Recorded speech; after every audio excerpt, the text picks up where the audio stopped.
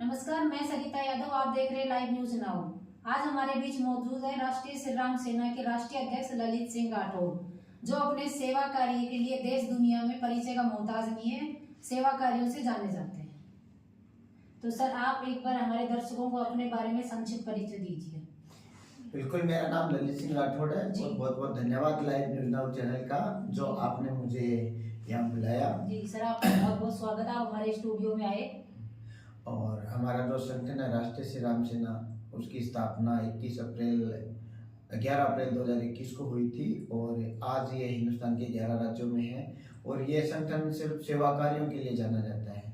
गौ सेवा है, लोगों की हॉस्पिटल में मदद करना, धर्म संस्कृति के उत्थान के लिए, गौशालाओं के निर्माण के लिए, हर तरह की सेवाओं में हमारा संगठन अग्रणी रहता है। जी, तो सर, आप जो सेवाएं कर रहे हैं उनमें काफी सारी समस्याएं भी आती होंगी, काफी सारी धमकियां मिलती होंगी, तो उनके बारे में आपका क्या कहना है?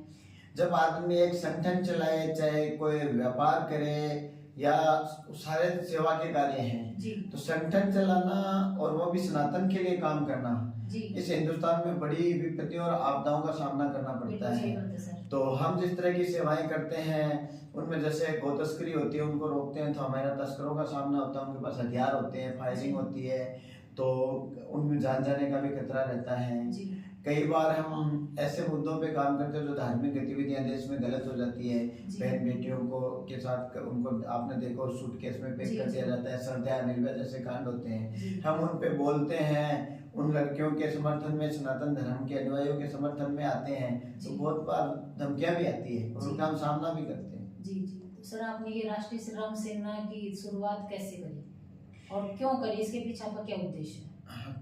इसकी स्थापना से पहले मैं देश से बाहर था जी, और दुनिया के काफी देशों में मैं नौकरी कर चुका हूँ। कोरोना काल में जब मैं अपने देश में आया, मैंने यहाँ की परिस्थितियाँ देखी, लोगों में एक अलग ही डर था, घर से बाहर नहीं निकल रहे थे। हम युवा हैं, हमारी जिम्मेदारी बनती है कि हमारे देश के नागरिक किसी भी समस्या में हो उनको उस डर से बाहर निकलना है और एक साथ मिलकर उस बीमारी से लड़ना है। कोरोना एक ऐसी भयानक और डराने वाली बीमारी थी जो हर कोई अपने घर से बाहर निकलने से डर रहा था और ऐसी परिस्थिति में हम युवाओं ने वो जिम्मेदारी संभाली और हम लोगों के लिए खाना बनाना, राशन पहुंचाना, सिलेंडरों की व्यवस्था करवाना, हॉस्पिटल में एडमिट कराना, सारे तरीके से टीम तैयार करके और हमने कोरोना जैसी बीमारी का सामना किया। और आपने देखा होगा कि इतने बड़े देश में, दुनिया के सबसे बड़े पॉपुलेशन वाले देश में हमारे मरने वालों की संख्या बहुत कम थी और ज्यादा से ज्यादा लोग ठीक हुए। देश के प्रधानमंत्री नरेंद्र मोदी जी की व्यवस्थाओं की बदौलत हो पाया। जी सर, आपका एक प्रसिद्ध नारा है, रोक सको तो रोक लो, हिंदू राष्ट्र बनाकर रहेंगे, हिंदुस्तान में रहना है तो जय श्री राम कहना होगा। इसके बारे में आप क्या कहना चाहेंगे? बिल्कुल, इसके बारे में यही कहना चाहूंगा कि हम देश और दुनिया में कहीं भी जाते हैं, वहाँ के संविधान को पालन करते हैं, वहाँ के नियम कानून कायदों को फॉलो करते हैं। हमारे ही देश में जो हम विधर्मी बोल सकते हैं या सनातन धर्म के अलग अनुयायी बोल सकते हैं, और वो अगर हमारे देश के खिलाफ हैं, गतिविधियां सामने आती है, आपके मीडिया के माध्यम से सारी चीजें सामने आती है, तो हम उन लोगों के लिए स्पष्ट संदेश मेरा यही है कि हिंदुस्तान में रहना होगा, जय श्री राम कहना होगा, हमारे संविधान को मानना पड़ेगा। अगर आप नहीं मानोगे तो आपका इलाज होगा। जी जी, बिल्कुल, बहुत अच्छी बात कही सर आपने। सर, एक और सवाल मैं आपसे पूछना चाहूंगी, क्या आप भविष्य में राजनीति में आना पसंद करेंगे? राजनीति इस लोकतंत्र में बहुत बड़ा स्तंभ है जी, वो राजाशाही रजवाड़े नहीं है।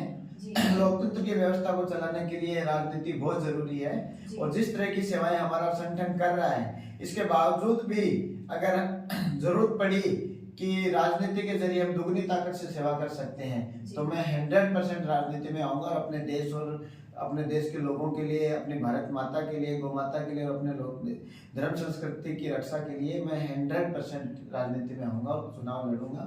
जीतना हारना समय की बातें होती है, लेकिन मैं हारूं या जीतूं, हमारे संगठन की सेवाएं और हमारी राजनीतिक सेवाएं चलती रहेगी। हम जिस पार्टी से, जिस विचारधारा से जुड़ेंगे उनके साथ हमेशा रहेंगे। जी जी सर, आप बहुत अच्छा काम कर रहे हैं, आप लगातार करते रहिए। आप हमारे स्टूडियो में पधारे, उसके लिए आपका बहुत बहुत धन्यवाद।